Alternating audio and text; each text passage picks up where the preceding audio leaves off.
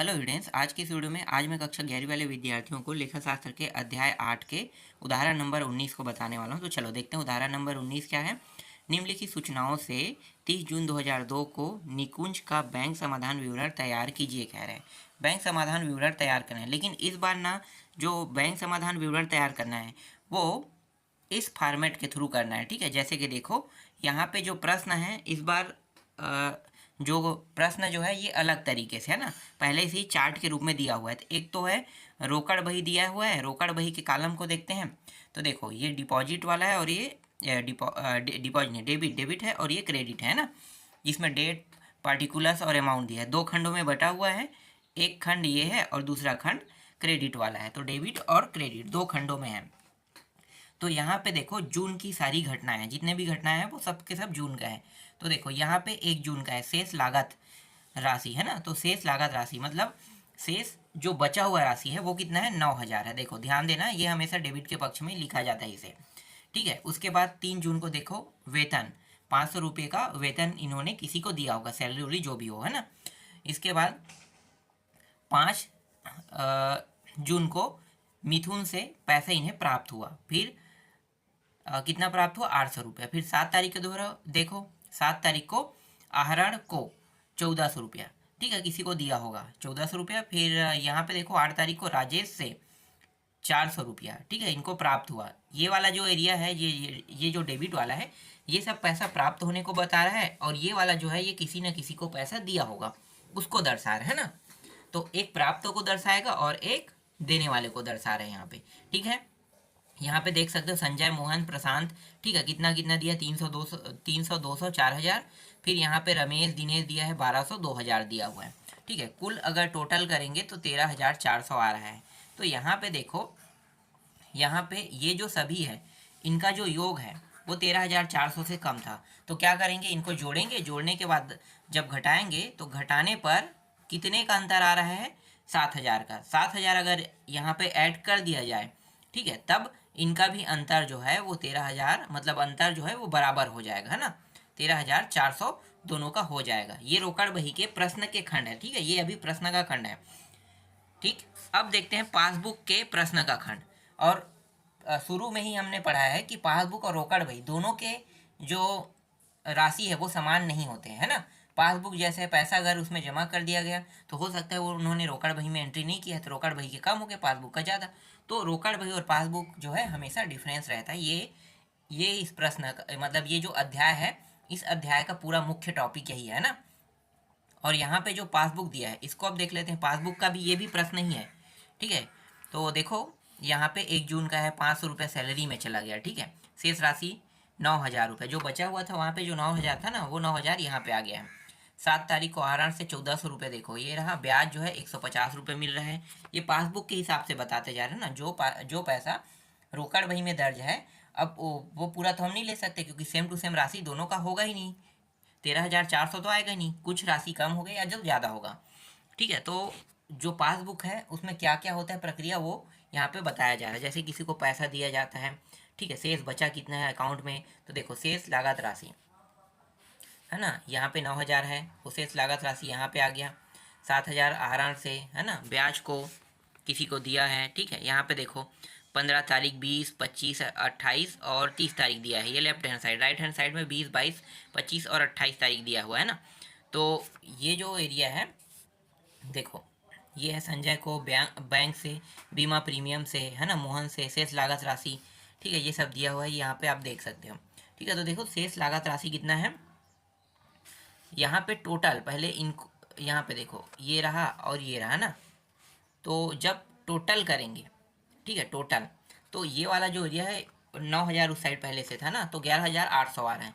तो 11,800 आ रहा है, और जबकि ये जो सभी का टोटल है, ठीक है, सभी का टोटल जो है 11,850 रुपये से कम आ रहा था। तो क्या करेंगे, यहाँ पे जो मान हमें प्राप्त हो उसको घटाएंगे, तो अंतर जो है कितने का अंतर है वो मिल जाएगा, 9,180 रुपये का अंतर है। तो 9,180 रुपये का अंतर को यहाँ पे जब ऐड करेंगे शेष लागत राशि में, तो 11,850 रुपये ये भी हो जाएगा। तो देखो पासबुक जो है 13,000, यहाँ पे 11,850 है, और वो कितना था, 13,000 के आसपास था। तो दोनों में अंतर दिखने को मिला। अब चलो प्रश्न को हल करते हैं। ठीक है, रोकड़ बही के प्रश्न, रोकड़ बही से संबंधित और पासबुक से संबंधित दोनों को देख लिए। अब प्रश्न देखते हैं, ठीक है। तो यहाँ पे कुछ बताया गया, इसको लिखने की जरूरत नहीं है, प्रश्न में लिखने की जरूरत नहीं है, लेकिन ये जो प्रक्रिया है किस प्रकार से होगा यहाँ पे बताया है, तो इसको देख लेते हैं, ठीक है। देखो सॉल्यूशन में देखो, पहला क्या है, सर्वप्रथम रोकड़ बही से डेबिट व पासबुक की क्रेडिट प्रविष्टियां का मिलान करने पर ज्ञात होगा कि रोकड़ बही में ब्याज, देखो जो ब्याज है उसको अलग निकालना है हमें, ठीक है। ब्याज कितना दिया है उसको अलग निकालेंगे।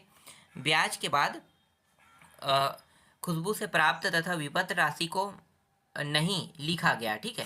तो देखो ब्याज अलग निकल गया, ध्यान देना ना, ब्याज का राशि जो है जब मैं बैंक समाधान विवरण बनाऊंगा तो ब्याज को लूंगा, ठीक है। इसके बाद ये प्राप्त विपत्र है ना, और मतलब यहाँ पे प्राप्त विपत्र राशि है, इसको नहीं लिखा गया तो इसको अलग, इसको लिखूंगा समाधान जो विवरण है, ठीक है। फिर यहाँ पे देखो क्या है, पासबुक के क्रेडिट पक्ष रमेश व दिनेश की प्रविष्टि नहीं है, तो इनको भी लिखेंगे, ठीक है, इनको भी लिखने वाले हैं। फिर इसके पश्चात देखो दूसरा में आते हैं, इसके पश्चात रोकड़ बही के क्रेडिट व पासबुक के डेबिट प्रविष्टियों का मिलान करने पर ज्ञात होगा कि रोकड़ बही में बैंक व्यय तथा बीमा प्रीमियम की प्रविष्टियां नहीं हो, देखो इसकी भी प्रविष्टि नहीं हुआ है, तो इनको भी लिखेंगे, ठीक है। बीमा प्रविष्टि, बीमा वाला जो है इसका भी क्या हुआ है, प्रविष्टि नहीं हुआ है, मतलब इनको भी नहीं किया गया है ना, तो इनको भी हम क्या करेंगे, लिखेंगे। इसी तरह पासबुक के डेबिट पक्ष प्रशांत के नाम की प्रविष्टि नहीं हो, तो प्रशांत के नाम का भी नहीं हुआ है बता रहे हैं, ठीक है, तो प्रशांत के नाम को भी लिखेंगे, ठीक। आगे देखो, इसके बाद जिन प्रविष्टियों में भिन्नता है उन्हें छांटने के बाद इन्हीं प्रविष्टियों को लेकर रोकड़ बही अथवा पासबुक के अंतिम शेष से संबंधित अंतर प्रविष्टि को जोड़ना अथवा घटाना है, ठीक है। अभी जो जो मैंने बताया ना 1 से लेकर 3 तक के जो टॉपिक दिया है सॉल्यूशन में, सिर्फ उन्हीं को ही समाधान विवरण में लेना है और किसी को नहीं लेना है, ठीक है। देखो ध्यान से देख लो, एक मैं ब्याज लूंगा, ठीक है, खुशबू से प्राप्त विपत्र लूंगा, रमेश दिनेश के नाम से संबंधित जो भी होगा उसको उठाएंगे, ठीक है। बीमा प्रीमियम लेंगे, प्रशांत वाला लेंगे, ठीक है। जो प्रविष्टि नहीं हुआ है सिर्फ इन्हीं को क्या करना है, लेना है समाधान विवरण में, ठीक है। जो राशि, इसका कहने का मतलब ये है कि जो राशि हमें किसी कारणवश नहीं मिल पाया है उन्हीं राशि को हम जोड़ने या घटाने में लेंगे, चाहे वो अगले डेट में जाए चाहे कुछ भी हो, है ना। तो देखो यहाँ पे आते हैं, बैंक समाधान विवरण 30 जून 2002 की घटना का है। यहाँ पे देख सकते हो किन किन टॉपिकों को जोड़ना है, ठीक है। रोकड़ बही के अनुसार शेष राशि देखेंगे तो यहाँ पे 7,000 आ जाएगा, है ना, रोकड़ बही के अनुसार 7,000 शेष राशि आ रहा है। मैं आपको दिखा रहा हूँ, देख सकते हो शेष राशि ये रहा 7,000 है ना, तो यही शेष राशि को हम लेंगे क्योंकि रोकड़ बही के अनुसार कितने के अंतर आ रहा था, 7,000 का, तो 7,000 जो है शेष राशि है, तो इसको हम कहाँ पे लिखेंगे, इसको मैंने यहाँ पे ऐड कर दिया ना। अब ये आप जब प्रश्न बनाओगे तो इसको इसी प्रकार से ऐड करना है, ठीक है। यहाँ पे देख सकते हो 7,000। अब यहाँ पे देखो जोड़ेंगे, किन किन पक्षों को जोड़ेंगे, तो देखो जारी किए गए लेकिन प्रस्तुत नहीं किए गए चेक, प्रशांत वाला नाम था ना, प्रशांत के नाम से, तो देखो 4,000 का चेक जो है 4,000 प्रशांत के साइड में है, उसको हमने उठाया है, ठीक है। मैं आपको दिखा देता हूँ, देख सकते हो यहाँ पे ये रहा, नाम प्रशांत के नाम से था तो प्रशांत के नाम का ही जो है यहाँ पे हम उपयोग करेंगे, ठीक है। इसके बाद अगला देखो, इसके बाद बैंक द्वारा जमा किया गया ब्याज, बैंक द्वारा जमा किया गया ब्याज 150 रुपये का है, ठीक है। तो ये जो ब्याज है ये रोकड़ बही में मिलेगा कि पासबुक में, पासबुक में ना, ब्याज जो राशि पासबुक में, तो हमें पासबुक के खंड को देखना है, ठीक है। जैसे कि यहाँ पे आपको देखना चाहिए, देखो यहाँ पे ब्याज का जिक्र हुआ है ना, तो ब्याज का जिक्र हुआ है तो पासबुक के खंड में देखते हैं है कि नहीं 150, देखो ये रहा ब्याज को 150 रुपये, ठीक है। तो ब्याज मिला 150 रुपया, तो ब्याज वाला जो खंड है ये कहाँ से आएगा, पासबुक से आएगा, ठीक है। इसके बाद देखो ग्राहक, ठीक है, और नाम भी देख लो जो मैंने अभी बताया था ना, ग्राहक खुशबू द्वारा सीधे जमा की गई राशि, ठीक है, जैसे कि विपत्र उपत्र ये भी है, तो प्राप्त पे भी लिखा था और विपत्र राशि भी बताया था, 2 ठो था ना यहाँ पे, तो जमा की गई सीधी राशि 500 रुपया, ठीक है। तो 500 रुपये को क्या करेंगे, डायरेक्ट यहाँ पे लिख देंगे, ठीक है, ये हो गया। इसके बाद चौथा देखो, बैंक द्वारा एकत्रित बिल की राशि, बिल की राशि वही विपत्र जो कहते हैं ना, वही है ये बिल की राशि, तो 1,000 रुपया, ठीक है। अब इन सभी को जोड़ेंगे तो 5,650 रुपया होगा, तो 5,650 रुपया, और ये 7,000 को भी जोड़ोगे तो 12,650 रुपया होगा, है ना। तो जोड़ने में हमें कितना प्राप्त हुआ, 12,650। अब घटाएंगे, किन किन टॉपिकों को घटाएंगे, तो देखो घटाने वाले में बैंक द्वारा जमा किए गए लेकिन वसूल नहीं किए गए चेक, रमेश और दिनेश के नाम से था ना, जो मैंने आपको बताया था सॉल्यूशन में वही है, ठीक है। रमेश और दिनेश के नाम से था, तो 3,200 रुपये का था।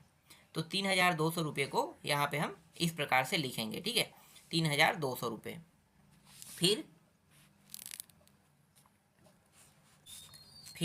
देखो यहाँ पे रमेश और दिनेश वाला मैं आपको दिखा देता हूँ ना, 1 मिनट मैं आपको दिखा देता हूँ। देखो दोनों को ऐड करके किया, देखो ये दोनों रमेश दिनेश दोनों को जोड़ो कितना होगा, 3,200 होगा, 3,200 रुपये। तो ये 3,200 रुपये यहाँ से आया है, ठीक है। कहाँ है कह के खोजना मत, ठीक है। दोनों को यहाँ पे ऐड किया इसलिए ये आप देख सकते हो, ठीक है। इसके बाद है बैंक द्वारा भुगतान की गई बीमा राशि, बीमा के बारे में भी पढ़ा था। तो बीमा जो है 2,500 रुपये का है, ठीक है। और ये बीमा कहाँ से काटा जाएगा भाई, बीमा आपको पता है पासबुक से ही कटेगा, ठीक है। तो रोकड़ बही में ये नहीं रहेगा, ये पासबुक में ही रहेगा। फिर बैंक शुल्क, पासबुक के बैंक शुल्क, यहाँ पे देखो बैंक शुल्क जो है वो बैंक वाले टॉपिक में ही मिलेगा, मतलब पासबुक में ही मिलेगा। तो 20 रुपये जो है ये पासबुक से ही कटेगा, है ना, बैंक शुल्क है, ठीक है। तो अब इन सभी को जोड़ोगे तो 3,470 रुपये आएगा। और पासबुक के अनुसार शेष राशि निकालेंगे तो इसको क्या करेंगे, 12,000 जो 650 इसमें घटाएंगे 3,470 को, 9,180 रुपया आएगा, ठीक है। तो 9,180 रुपया जो है पासबुक के अनुसार शेष राशि है। तो पासबुक के अनुसार जो शेष राशि निकला है वो 9,180 रुपये का निकला है, ठीक। ये प्रश्न आपको समझ में आ गया। चलो अगला देखते हैं, 20वां प्रश्न। देखो 20वां प्रश्न है, 31 जनवरी 2002 को बैंक समाधान विवरण निम्न सूचनाओं से बनाइए कह रहे हैं। ये है 2002 का और ये है ना, यहाँ पे इसको देख सकते हो।